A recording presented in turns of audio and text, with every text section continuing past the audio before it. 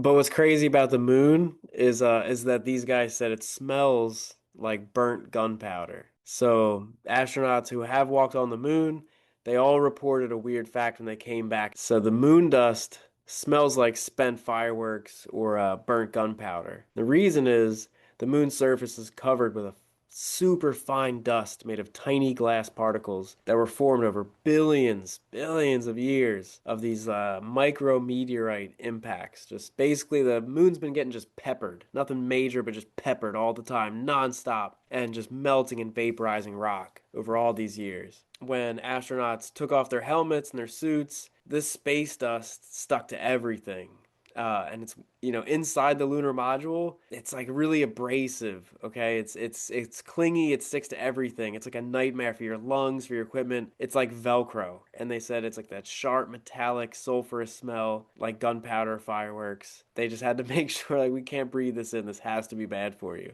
For me, reading those accounts is cool because you look at these pictures and then you think, yeah, like what happens when they take off the spacesuit after they get back in there and start heading home, and what gets left behind? Obviously, it's all stuck to your equipment, and that was the smell. So it's like now you know the perfume of the moon. You know what it smells like on the moon. It's weird.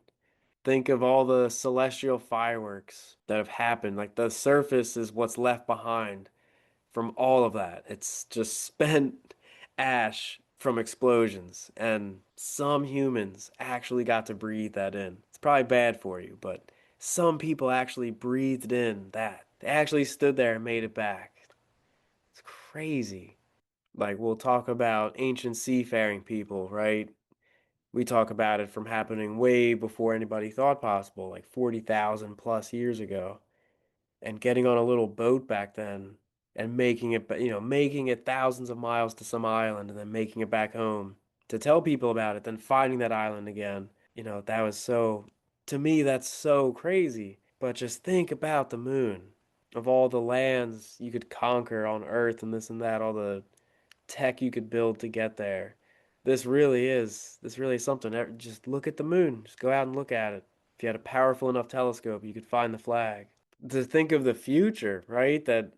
That was a recent achievement. What a crazy step. But what's next? Colonization. There will be colonies on the moon. People will live there and stuff.